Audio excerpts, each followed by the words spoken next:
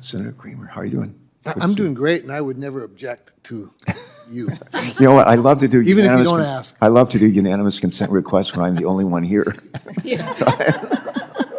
I'm the only one who can object, and I never object to my own unanimous consent requests. That's good.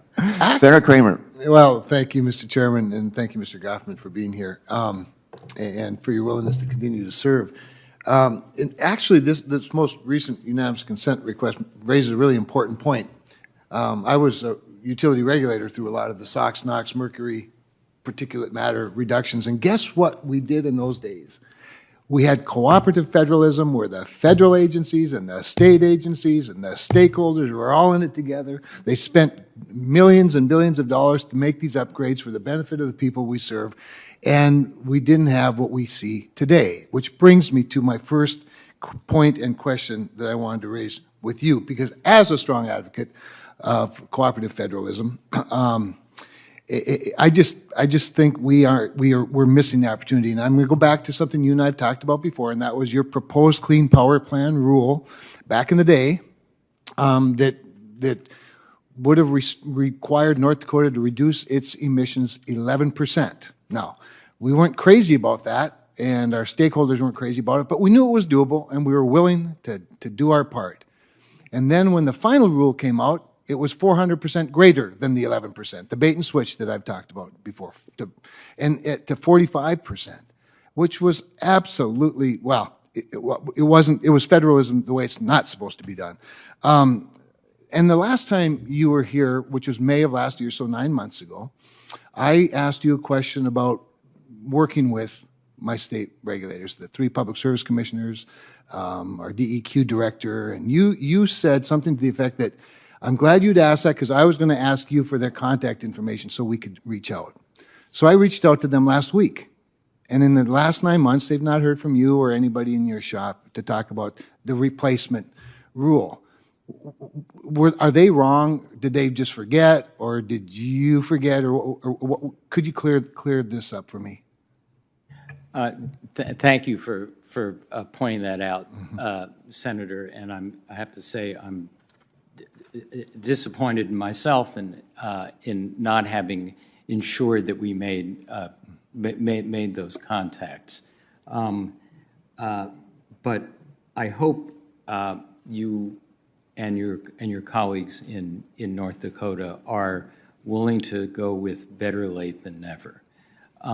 We are going to be moving forward with, as I mentioned to Senator Cardin, a proposal to address mercury emissions from the power sector.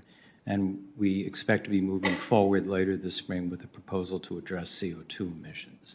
And what I anticipate we'll do, and now that you've brought this up, I'll make sure we'll do, is as those proposals are being publicly shared for comment well before we finalize them, we will engage directly with your colleagues in North Dakota.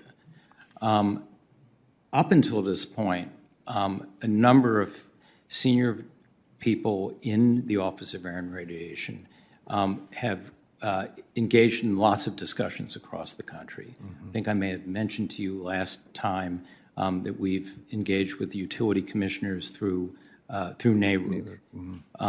And I believe when Senator Capito and I were talking about reliability, I mentioned that we also spent a lot of time talking to grid operators. Yeah, well, so I had hoped in that casting a very wide net we had captured. Yeah. Well, opportunity to talk to. You didn't, but cooperative federalism needs to be more deliberate than reaching out to NARUC, which I was a member of NARUC for half of my term. I was always a member. I just came to the realization they tend to gravitate to the lowest common denominator and then have nice meetings. But I think you need to reach out. You can't just talk to people you agree with. And that's my sense, is you're not talking to people that actually do this every single day. But all of that said, quickly, I do want to address another problem or potential problem, and that is the methane rule, the proposed methane rule.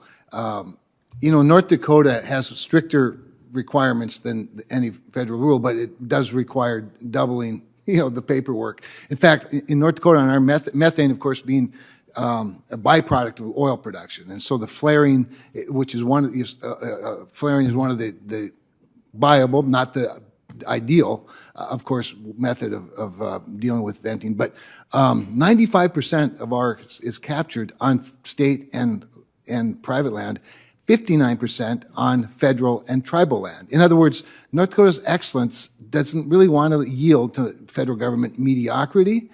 And I just say, wrap up and then we can get deeper into it in the next round. But again, federalism, cooperative federalism would go a long way if you didn't impose new restrictions on the excellent states, but rather work with them to maybe empower them a little more at the local level, and you might get a better outcome. The problem is, Senator Capito raised the issue of permitting. Well, permitting is the problem on federal lands, the permitting of the takeaway capacity for what is now being flared, wasted,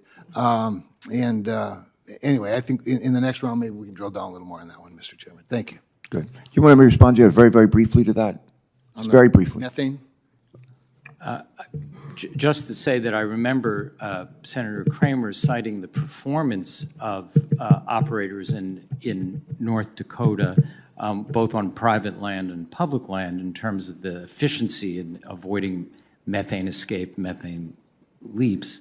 One of the things we're trying to do with the federal rule is raise the floor for everybody else. And in many ways, our proposals are based on successful practices that are already in place in states like North Dakota. Yeah. Thank you, Senator Cramer. Thank you for bringing your